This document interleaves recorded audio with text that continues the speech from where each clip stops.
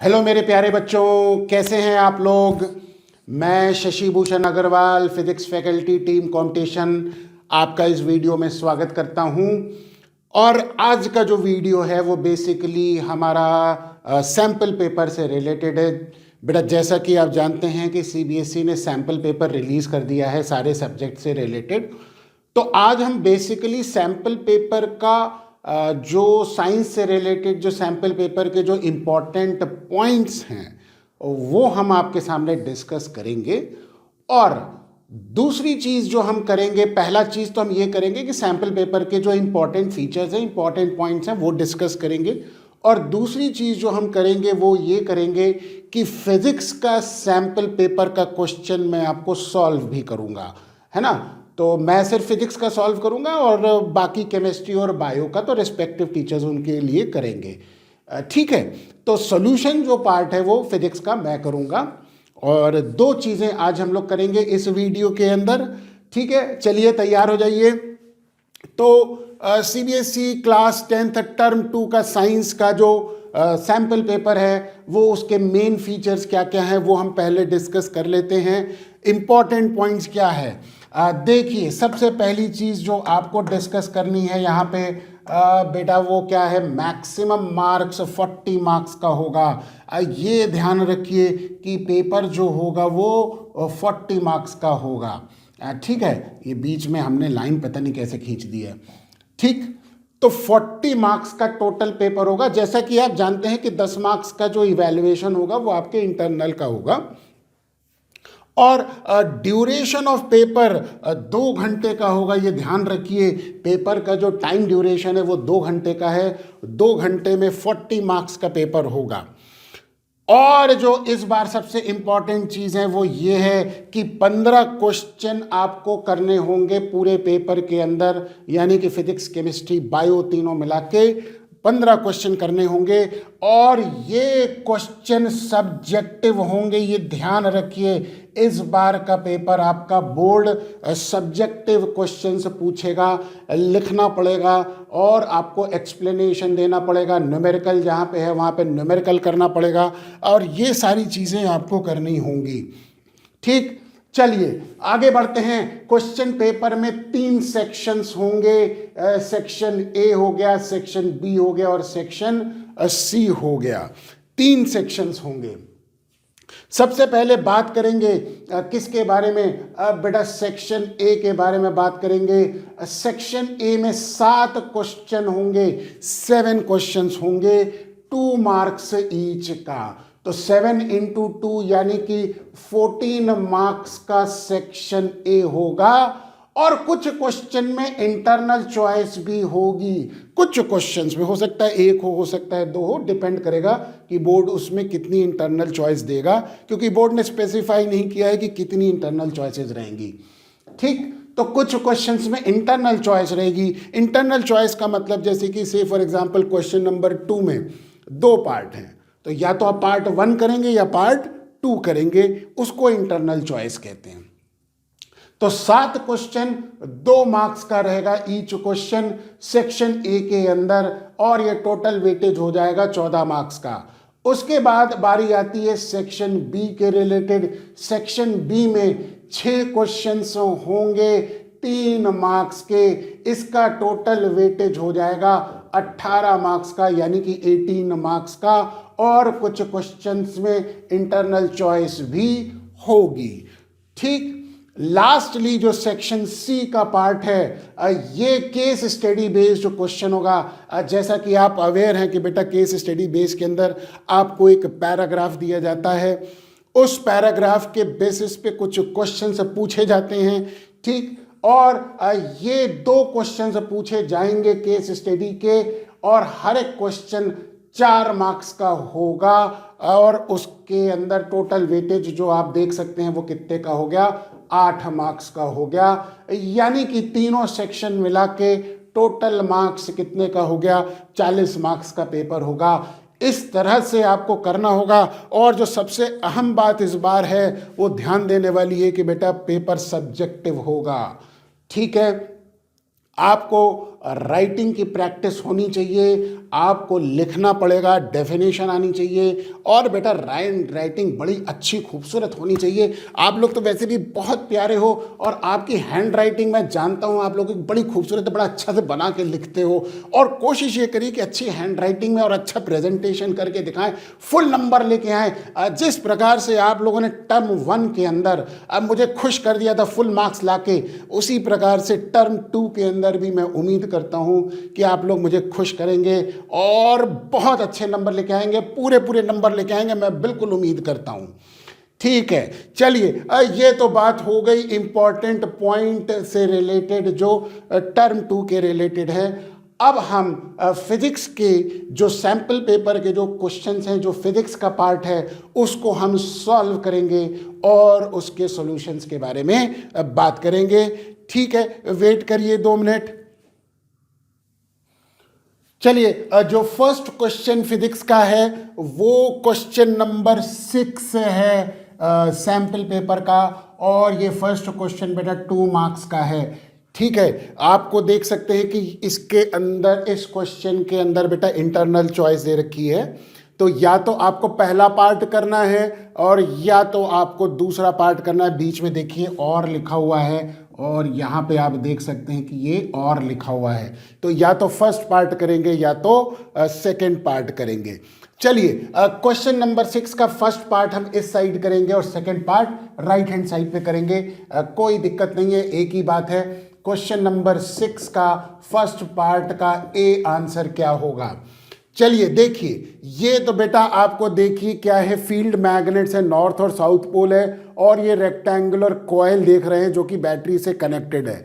ठीक है, यानी कि ये एक मोटर का एग्जाम्पल हो गया, सिंपल मोटर का एग्जाम्पल हो गया। ठीक है, अब इसमें क्वेश्चन ये कह रहा है फॉर दिस पोजीशन, यानी कि plane of the coil horizontal है, state the direction of force on arm A B. बेटा ए बी आर्म ये वाली साइड हो गई, और इसमें करंट जो है वो आप देख सकते हैं ऐसे जाएगा, और लेफ्ट हैंड रूल लगाएंगे, है ना, डायरेक्शन ऑफ फोर्स के लिए। बेटा फर्स्ट फिंगर क्या बताएगा? फील्ड की डायरेक्शन। थंब मिडिल फिंगर क्या बताएगा? करंट की डायरेक्शन। थंब क्या बताएगा? फोर्स की डायरेक्शन। तो अब आप देखिए, ये हमने हाथ को घुमा दिया, देखिए ये हमारे पास फील्ड की डायरेक्शन हो गई नॉर्थ से साउथ की तरफ, और मिडिल फिंगर देखिए अंदर की तरफ जा रहा है करंट की तरफ, थंब किधर पॉइंट कर रहा है? नीचे की तरफ। तो इसके ऊपर जो फोर्स लगेगी वो डाउनवर्ड फोर्स लगेगी। किस आर्म पे? ए बी आर्म पे फोर्स लगेगी। तो for this position state the direction of force on arm A B, downward direction लिख देंगे, तो डाउनवर्ड डायरेक्शन हो जाएगा। बस इतना ही लिख देंगे, डाउनवर्ड डायरेक्शन, क्योंकि वो सिर्फ इतना पूछ रहा है किस डायरेक्शन में फोर्स है, तो हम सिर्फ और सिर्फ डाउनवर्ड डायरेक्शन लिख देंगे। ठीक है, चलिए अब इसका बी पार्ट देखते हैं क्या कह रहा है। B part, why does the current in arm B C not contribute to turning force on the coil. बेटा देखो आर्म बी सी, ये देखो फील्ड की डायरेक्शन के अलोंग है ना बेटा। तो जब कभी भी करंट और फील्ड सेम डायरेक्शन में होता है, फोर्स मिनिमम होता है। तो आप लिख देंगे since when current and field, कौन सी फील्ड बेटा? Magnetic field. since when current and field are in same direction,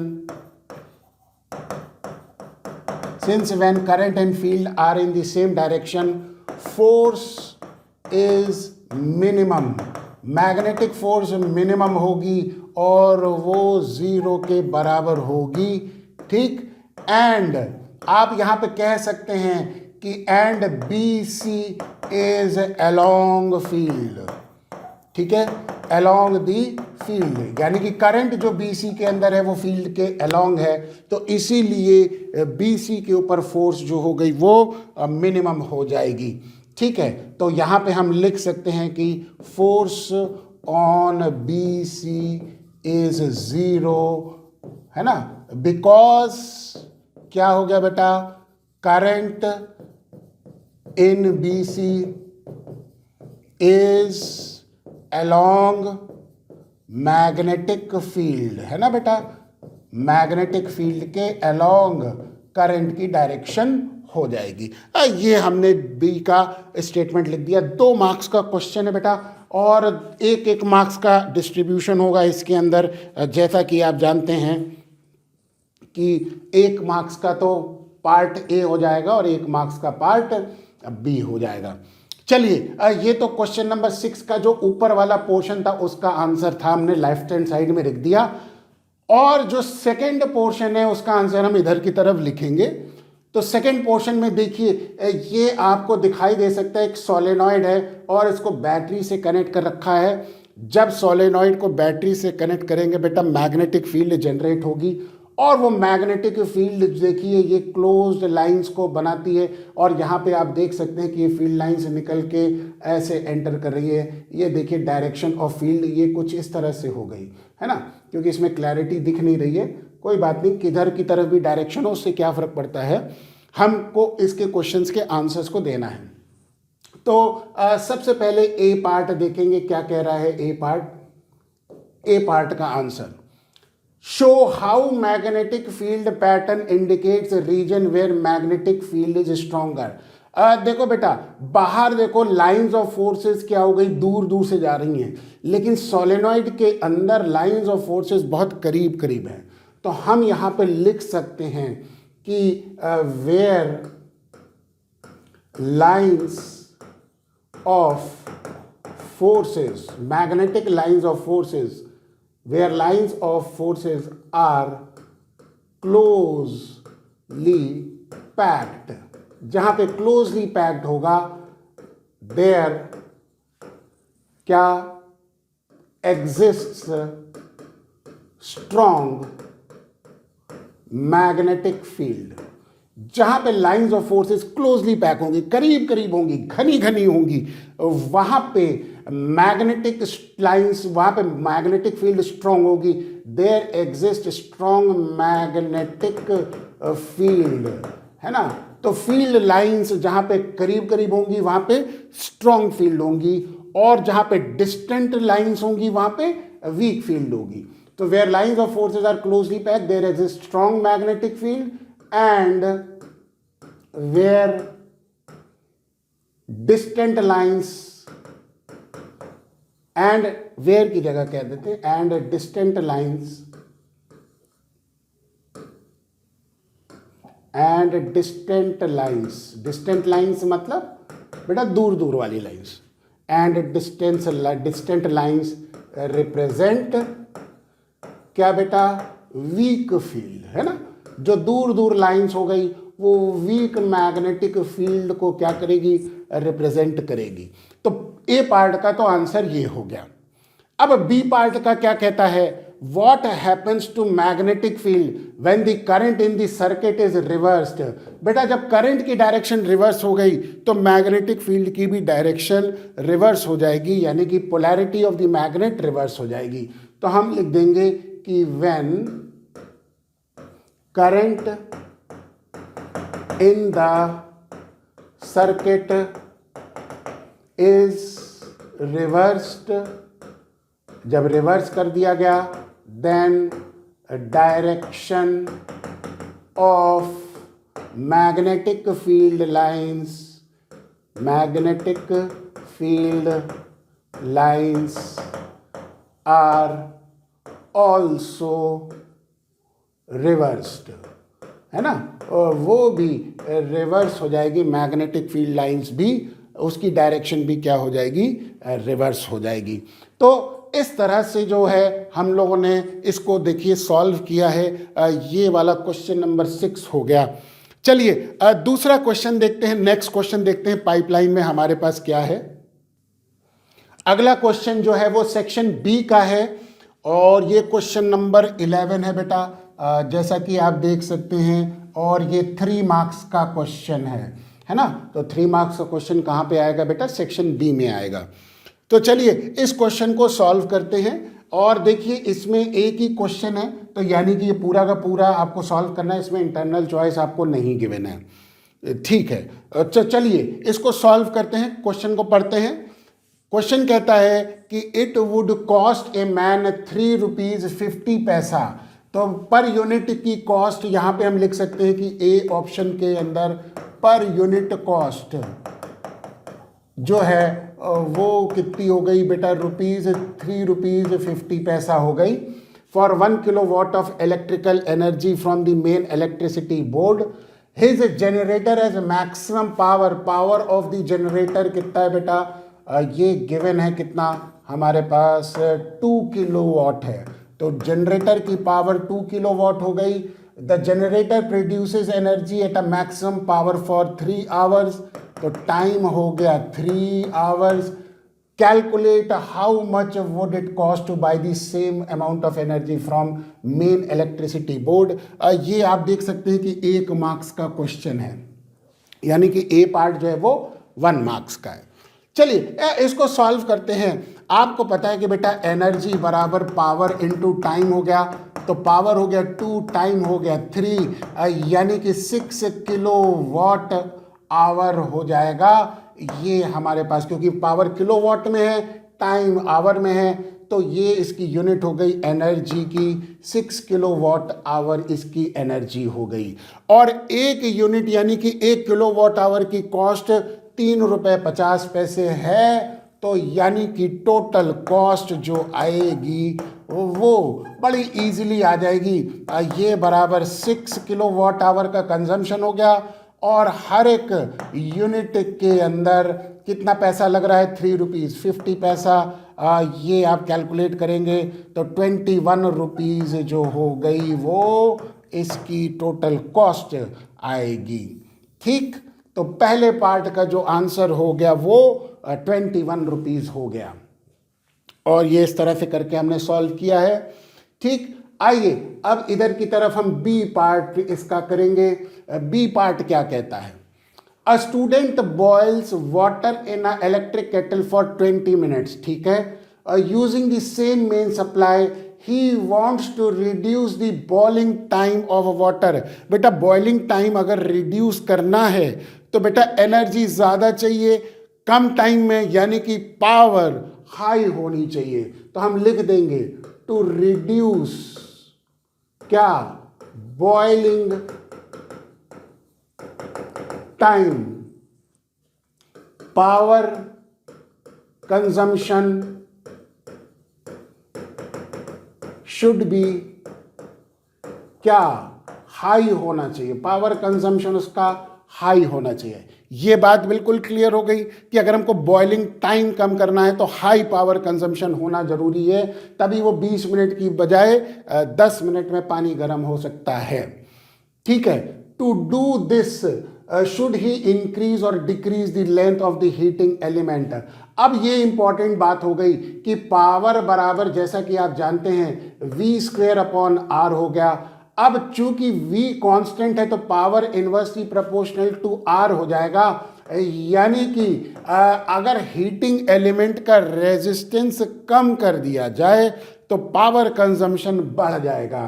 तो हम कह सकते हैं कि सिंस V इज कांस्टेंट, है ना बेटा, क्योंकि वोल्टेज तो कांस्टेंट है तो power inversely proportional to R हो गया।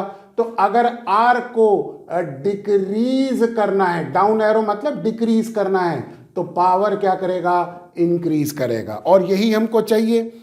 तो हम लिख सकते हैं for P to increase, power को अगर इंक्रीज करना है, R की value should decrease, R should decrease करना चाहिए, R की वैल्यू डिक्रीज करनी चाहिए। और R बराबर ρL/A है, तो अगर इस R को डिक्रीज करना है तो लेंथ को क्या करना पड़ेगा, डिक्रीज करना पड़ेगा। तो हम यहाँ पे लिख सकते हैं कि डिक्रीज लेंथ करना पड़ेगा। तो for P to increase R should decrease and hence क्या, लेंथ ऑफ वायर, वायर की लेंथ क्या होनी चाहिए, डिक्रीज होनी चाहिए। Length of wire should also क्या, डिक्रीज, है ना बेटा। बहुत इजी क्वेश्चन है। 2 फॉर्मूले, जैसा कि आप जानते हैं कि ये पावर का फॉर्मूला हो गया और ये हमारे पास, इसको हम ऐसा करते हैं लाल डब्बे में डाल दें।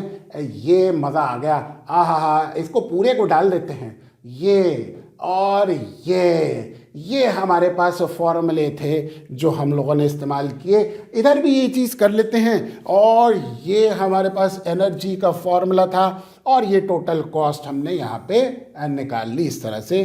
कितना? 21 रुपये।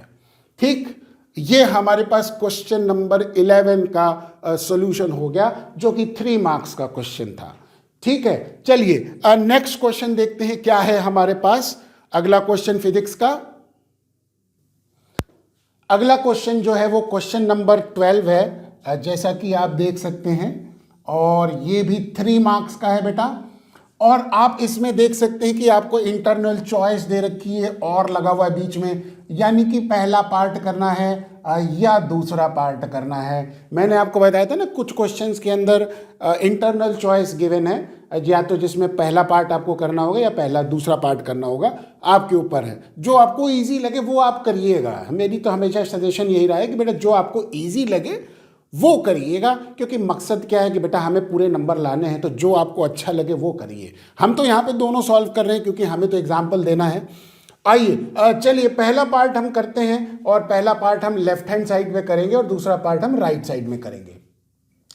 क्वेश्चन कह रहा है, in the above circuit if the current reading in the ammeter is 2 ampere, what will be the value of R1। अच्छा, तो ये R1 की वैल्यू, ये जो हमारे पास गिवन है रेजिस्टेंस, इसकी वैल्यू फाइंड आउट करनी है। और कैसे निकालेंगे? देखिए, पहले तो हम सबसे पहला काम करते हैं कि पूरे सर्किट का R इक्विवेलेंट निकालते हैं। ठीक है, तो सबसे पहला काम हमको यही करना है। अब आप यहाँ पे क्लियरली देख सकते हैं कि बेटा जो 5 है, 10 है और R1 है, ये 5 ओम का हो गया, ये 10 ओम का हो गया और ये R1 हो गया, ये तीनों पैरेलल में हो गए।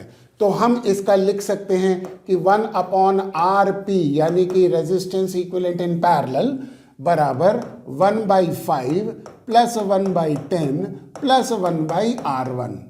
ठीक, ये तीनों क्या हो गए? पैरेलल में हो गए। और इसका 1/RP बराबर निकाल लेंगे, क्या हो जाएगा हमारे पास? यहाँ पे देखते हैं, तो ये हम R1 को अलग छोड़ देते हैं। पहले तो इसको हम सिंप्लीफाई कर लें, है ना, तो ऐसा कर लेंगे, ज़्यादा सही रहेगा। ठीक है, तो ये हमारे पास हो जाएगा कितना? 1/5 प्लस 1/10, ये हो जाएगा हमारे पास 10, और ऊपर हो जाएगा 2 + 1, तो 1/RP बराबर 3/10 प्लस 1/R1 हो जाएगा। ठीक है, अब ये 6 और ये 6 इस RP के साथ कैसे हो जाएंगे? सीरीज में हो जाएंगे। तो अब RP यानी कि इसका रेसिप्रोकल हो जाएगा, तो RP की वैल्यू निकालने के लिए ये हो जाएगा 10R1 ऊपर चला गया, और नीचे हो जाएगा हमारे पास कितना आ जाएगा? ये तो पहले सॉल्व करना पड़ जाएगा, है ना, तो इसको थोड़ा सा पहले सॉल्व कर लेते हैं और फिर सिंप्लीफाई करके देखते हैं क्या आता है। एलसीएम लेके सॉल्व करेंगे, तो ये हमारे पास आ जाएगा, that is equal to 10R1, और ऊपर हो जाएगा 3R1, है ना, और ये हो जाएगा प्लस 10, ये हो जाएगा 1/RP। तो RP की वैल्यू हो जाएगी 10R1/3R1 प्लस 10, ये आ जाएगा। यानी कि इन तीनों का R इक्विवेलेंट जो RP है वो ये आ गया। अब ये 6 और ये 6 और इन तीनों का R इक्विवेलेंट सीरीज में होंगे, तो R इक्विवेलेंट बराबर 6 + 6 यानी कि 12 प्लस RP यानी कि 10R1/3R1 प्लस 10, ये R इक्विवेलेंट सर्किट का आ जाएगा। अब इसके बाद आपको पता है कि R इक्विवेलेंट V हमको गिवन है, करंट गिवन है, तो V is equal to current into R equivalent. तो R इक्विवेलेंट बराबर हो जाएगा V/I। V गिवन है 30, I गिवन है 2, R इक्विवेलेंट की वैल्यू आ जाएगी 15। इससे हमने आर इक्विवेलेंट निकाल लिया। अब ये आर इक्विवेलेंट की जगह हम क्या पुट कर देंगे, ये 15 पुट कर देंगे, इस आर इक्विवेलेंट की जगह ये पुट कर देंगे। ठीक है, तो अब हम इसको सॉल्व कर लेंगे, यहाँ पे ही सॉल्व कर लेते हैं। तो आर इक्विवेलेंट की जगह हमने 15 रखा और ये बराबर 12 plus 10 R1 upon 3 R1 plus 10 हो गया, और ये इधर चला गया यानी कि 3 हो जाएगा। That is equal to 10 R1 upon 3 R1 plus 10। अब ये 3 इंटू 3 9 R1 हो जाएगा, प्लस 3 इंटू 10 30 हो गया। That is equal to 10 R1, और R1 इधर चला गया, 9 R1 इधर चला जाएगा, तो R1 की वैल्यू आ जाएगी 30 ओम्स आ जाएगी, है ना। और ये हमारे पास सॉल्यूशन आ गया। तो बेसिकली क्या है, थोड़ा सा मुझे लगता है कि लेंदी बना दिया गया है ये वाला क्वेश्चन। इसमें पहले तो क्या करना है कि इन तीनों का आर इक्विवेलेंट पैरेलल में निकालना है, फिर उसके बाद इसको सीरीज में करना है, फिर आर इक्विवेलेंट बराबर वोल्टेज अपॉन करंट करके इक्वेट करके R1 की वैल्यू को फाइंड आउट कर देना है। थोड़ा सा पता है मुझे, थोड़ा सा लेंदी हो गया है, लेकिन बेटा डिजायरेबल है, क्योंकि 3 मार्क्स का क्वेश्चन है। तो 3 मार्क्स का जब क्वेश्चन पूछेगा तो नेचुरल सी बात है कि बेटा थोड़ा सा लेंदी होगा, है ना। और मैं उम्मीद करता हूं कि आप लोगों को बड़ी अच्छी प्रैक्टिस होगी। वैसे तो आप लोग बड़े इंटेलिजेंट हो, मैंने देखा है कि टर्म 1 में आप लोगों ने मुझे बड़ा खुश किया था, फुल मार्क्स लेके आए थे और आप लोग चिल्लाए थे सर हमारे तो फुल मार्क्स आ गए। मुझे मज़ा आ गया सुन के, बड़ा अच्छा लगता है ऐसी बातें जब आप लोग बताते हैं मुझे। चलिए सेकंड पार्ट इसका करते हैं, क्वेश्चन नंबर 12 का सेकंड पार्ट, यानी कि और वाला पार्ट करते हैं इस साइड पे। ठीक है, चलिए अब यहाँ पे क्या कहता है, calculate the total resistance of the circuit and find the total current in the circuit. यानी कि यहाँ पे आर इक्विवेलेंट निकालना है। अब आप देखिए R3 और R4 सीरीज में हो गए, बिल्कुल क्लियरली दिख रहा है। तो यानी कि 6 और 4 मिला के 10 हो जाएगा। तो ये जो सर्किट हुआ, इस सर्किट को थोड़ा सा सिंप्लीफाई हमने कर दिया। ये तो हमारे पास 7 ओम्स का हो गया, और ये हमारे पास इधर की तरफ 10 ओम्स का हो गया रेजिस्टेंस।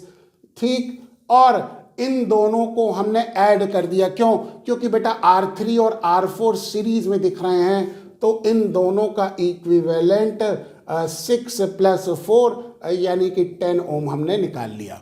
ये हम यहाँ पे लिख भी देते हैं, ये एक्चुअल में R3 और R4 का सम हो गया।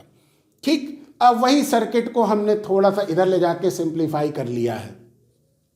अब आप यहाँ पे देखिए, ये 10 और ये 10 पैरेलल में हो गए, तो पैरेलल में इक्वल रेजिस्टेंस होते हैं तो आधा हो जाता है बेटा, आपको पता ही होगा।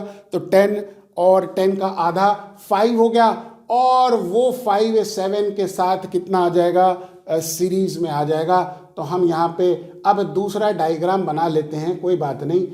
ऐसा करते हैं कि ये 7 ओम्स यहाँ लिख देते हैं, और 10 का इक्विवेलेंट करके ये हम लिख देंगे 5 ओम्स। तो हम यहाँ पे लिख देंगे कि R equivalent will be equal to 7 plus 5, यानी कि 7 5 12 ओम्स R इक्विवेलेंट आ गया। ठीक, तो पहले पार्ट का जो आंसर है वो हमारे पास 12 ओम्स आ गया, क्योंकि यही कह रहा है total resistance of the circuit, यही जानने की बात हो रही है ना, ये वाला पार्ट। ठीक, तो वो हमने निकाल लिया 12 ओम्स। अब बारी आती है total current in the circuit के बारे में। तो जैसा कि आप जानते हैं कि करंट बराबर होता है, that is equal to V upon R equivalent.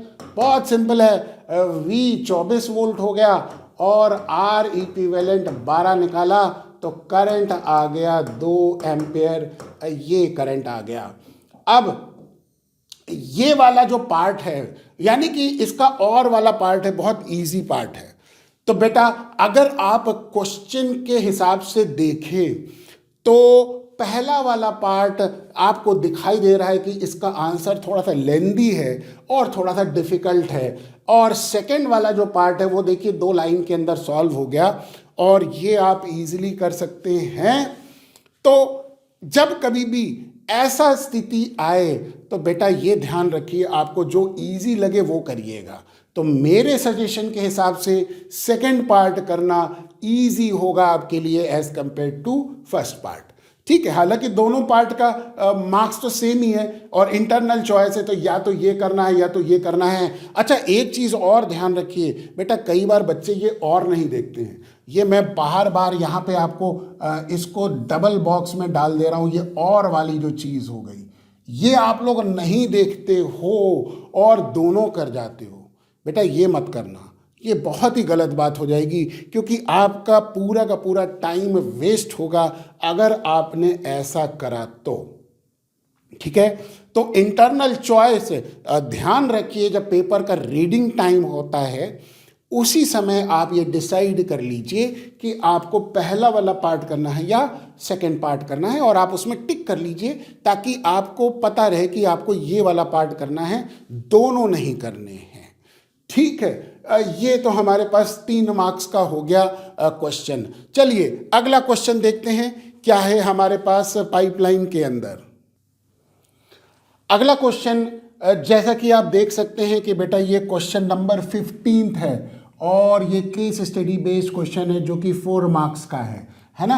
तो बेटा केस स्टडी बेस्ड क्वेश्चन में जैसा कि मैंने आपको बताया था कि एक पैराग्राफ होता है और या तो एक एक्सपेरिमेंट टाइप की चीज़ जो इन्होंने दे दी है और उसके ऊपर बेस्ड क्वेश्चन है। ठीक है, तो चलिए इसको पढ़ते हैं। लिखा हुआ है, Ansari sir was demonstrating an experiment in his class with setup as shown in the figure. बेटा आप देख सकते हैं कि स्प्रिंग लगी हुई है और स्प्रिंग के साथ एक मैग्नेट अटैच हुआ है। तो ये मैग्नेट कॉइल के अंदर जा सकता है और बाहर जा सकता है। जब स्प्रिंग ऑसिलेट करेगी तो मैग्नेट का मोशन उसी तरीके से ऑसिलेटरी मोशन हो जाएगा। और ये स्टेशनरी कॉइल एक साधारण सी सॉलेनॉइड है जिसको गैल्वेनोमीटर से कनेक्ट कर रखा है। ये गैल्वेनोमीटर आपका हो गया। अब यहाँ पे ये कह रहा है कि जो हमारे पास मैग्नेट ऑसिलेट कर रहा है उसके बेसिस पे कुछ अंडरस्टैंडिंग जो आपने डेवलप करी है वो क्या है। तो answer the following question, what is the principle which the Ansari sir is trying to demonstrate. बेटा कौन सा प्रिंसिपल है, ये इलेक्ट्रोमैग्नेटिक इंडक्शन का फिनोमेना है जो वो डेमोन्स्ट्रेट करने की कोशिश कर रहे हैं। तो हम आंसर ए लिख देंगे कि sir is trying to demonstrate principle of electromagnetic induction. बस इतना सा लिखना है ना, कि कौन सा फिनोमेना है बेटा, इलेक्ट्रोमैग्नेटिक इंडक्शन का जो फिनोमेना है उसको एक्सप्लेन करने की कोशिश कर रहे हैं अंसारी सर। अब इसका बी पार्ट क्या हो गया वो भी देख लेते हैं। बी पार्ट कहता है, what will B observed when the magnet starts oscillating through the coil. जब मैग्नेट का ऑसिलेशन हो रहा है तो बेटा ऑब्जर्व क्या होगा और रीजन बताना है बिहाइंड द ऑब्जर्वेशन। बेटा जब देखो मैग्नेट ऑसिलेट करेगा तो there is a relative motion between the coil and the magnet. उस रिलेटिव मोशन की वजह से ईएमएफ इंड्यूस होगा, उसकी वजह से करंट इंड्यूस होगा, और जैसे करंट की डायरेक्शन फ्लक्चुएट करेगी वैसे ही गैल्वेनोमीटर की डायरेक्शन फ्लक्चुएट करेगी। तो हम यहाँ पे लिख देंगे कि what will be the observed, तो हम लिख देंगे गैल्वेनोमीटर शोज डिफ्लेक्शन, ठीक, इन बोथ डायरेक्शंस। जैसे एक तरफ डायरेक्शन में अब पहले दिखाया, दूसरी बार जब ऑसिलेट किया तो बोथ डायरेक्शंस में दिखाया। Galvanometer shows deflection in both directions and needle of galvanometer will also oscillate. जैसे जैसे मैग्नेट ऑसिलेट करेगा वैसे ही वो नीडल भी क्या करेगी, ऑसिलेट करेगी अबाउट द मीन पोजीशन। ठीक है, और इसका फिनोमेना का रीजन क्या है, ड्यू टू क्या, रिलेटिव मोशन, रिलेटिव मोशन हो रहा है ना, किसके बीच में, बिटवीन कॉइल एंड मैग्नेट, है ना, मैग्नेट और कॉइल के बीच में रिलेटिव मोशन हो रहा है। तो due to relative motion between coil and magnet EMF is क्या, इंड्यूस, ईएमएफ इंड्यूस होगा एंड हेंस करंट, और उसकी वजह से जब सर्किट कंप्लीट होगा तो करंट भी इंड्यूस होगा, हेंस करंट इज इंड्यूस्ड, है ना। और इसी की वजह से गैल्वेनोमीटर के पॉइंटर में डिफ्लेक्शन हो रहा है करंट की वजह से। ठीक, तो ये एक ब्रीफ सा रीजन मैंने लिख दिया है बी पार्ट का। आइए अब इसमें सी पार्ट देख लेते हैं। तो सी पार्ट को यहाँ पे लिख देंगे और नेक्स्ट पार्ट उधर लिख देंगे, कोई फर्क नहीं पड़ता, उधर ही लिख देते हैं, दोनों ही पार्ट लिख देते हैं, क्या फर्क पड़ता है। चलिए सी का पहला वाला पार्ट देखते हैं क्या कहता है। Consider the situation where magnet goes in and out of the coil. ठीक है, state two changes which could be made to increase the deflection of the galvanometer. Galvanometer का डिफ्लेक्शन इंक्रीज करना है तो या तो मैग्नेट हम बहुत स्ट्रांग लगा दें तो मैग्नेट तो डिफ्लेक्शन इंक्रीज करेगा क्योंकि मैग्नेटिक फ्लक्स उससे इंक्रीज कर जाएगा, या फिर सोलेनॉइड के नंबर ऑफ टर्न्स को हम बढ़ा दें। तो जो चेंजेस करने हैं तो वो क्या करना है, पहला चेंज जो करना है कि वी कैन क्या टेक स्ट्रॉन्ग मैग्नेट, जो मैग्नेट आपने लिया है वो एक स्ट्रॉन्ग मैग्नेट ले लेंगे। ठीक है, we can take strong magnet to increase the deflection. ठीक, increase the deflection of galvanometer. Galvanometer का डिफ्लेक्शन यदि इंक्रीज करना है तो स्ट्रॉन्ग मैग्नेट ले सकते हैं।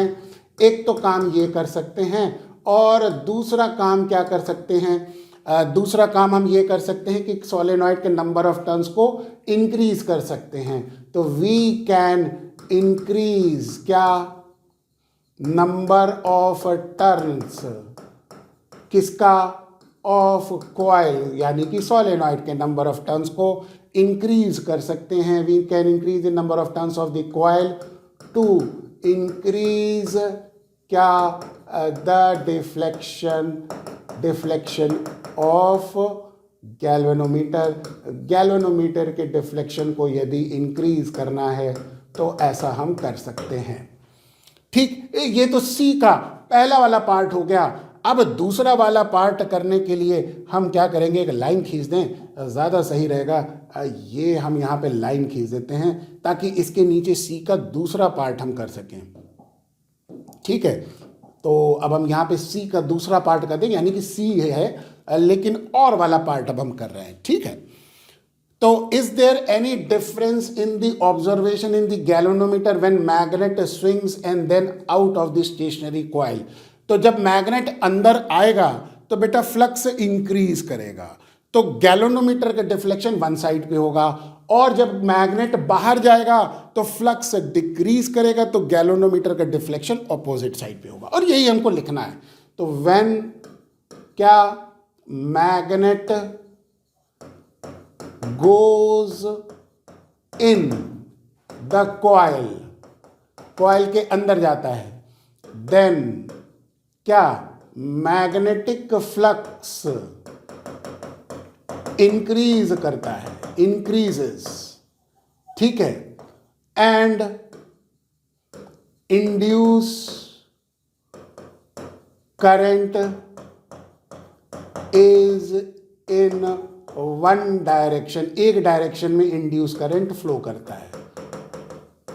ठीक, यानी कि गैल्वेनोमीटर का डिफ्लेक्शन लेटर से लेफ्ट साइड पे हो रहा है। ठीक, ये तो पहले पार्ट का हो गया, when magnet goes in the coil. अब दूसरा क्या हो गया, when magnet comes out of the coil, coil से बाहर आएगा, देन मैग्नेटिक फ्लक्स डिक्रीज करेगा। उस परिस्थिति में मैग्नेटिक फ्लक्स क्या करेगा, डिक्रीज करेगा, and induced current is in other direction. अब इंड्यूस करंट अदर डायरेक्शन में हो जाएगा, इंड्यूस्ड करंट इज इन क्या, अदर डायरेक्शन। तो इसकी वजह से डिफ्लेक्शन अब ऑपोजिट डायरेक्शन में हो जाएगा।